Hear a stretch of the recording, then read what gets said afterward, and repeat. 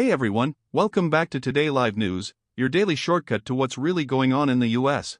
The Trump administration announced a major policy change for national parks. Starting in 2026, foreign visitors will be charged a $100 surcharge on top of regular fees to enter 11 popular parks, while US residents will pay significantly less.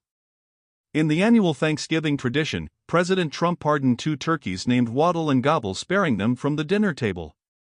The Department of Government Efficiency, led by Elon Musk, is reportedly being disassembled in structure, but the White House claims its principles remain alive as they target federal agencies for cuts. The White House has dismissed swirling rumors that FBI official Kash Patel is being fired, with President Trump appearing publicly with the FBI director to quell speculation. Reports indicate the U.S. has begun sending deportees to specific third-party countries, including some previously flagged for safety concerns, as part of a broadened removal strategy. Data released today suggests the No Kings protests have correlated with a shift in public support regarding political violence, with a reported drop in support for violence among right-leaning groups. A significant lawsuit has been filed by Representative Eric Swalwell against a Trump administration housing official, alleging abuse of power to target political critics. U.S. and Russian officials are meeting in Abu Dhabi. Reports suggest a peace framework is close, though key issues regarding territory and military limits remain unresolved. President Trump expressed optimism, calling it tremendous progress. A U.S. official confirmed that President Trump has accepted an invitation to visit China in November 2026 to attend the APEC summit, signaling a potential thaw or pivot in diplomatic relations.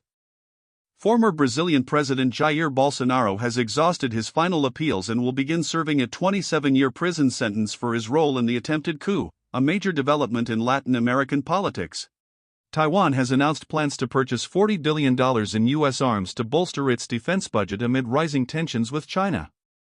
The Haile Gubi volcano in Ethiopia has erupted for the first time in 10,000 years. The ash cloud is expected to clear soon, but it has triggered scientific frenzy and aviation warnings.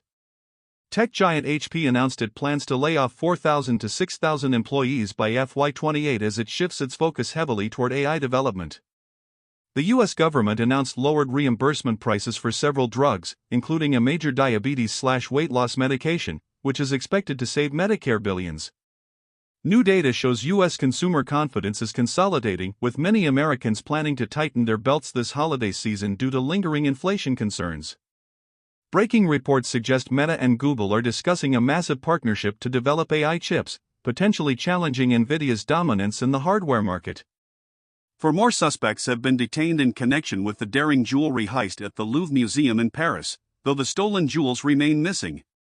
In a grim international story, a woman was sentenced to life in prison in New Zealand for the murders of 2 children whose bodies were found in suitcases, a case that had gripped global attention. A teenage basketball player tragically died in a freak accident on a court in Rohtak, reported widely in international wires, sparking discussions on sports safety. 2 major storm systems are forecast to sweep across the U.S. this week, bringing rain, snow, and high winds to millions of travelers just ahead of the Thanksgiving holiday.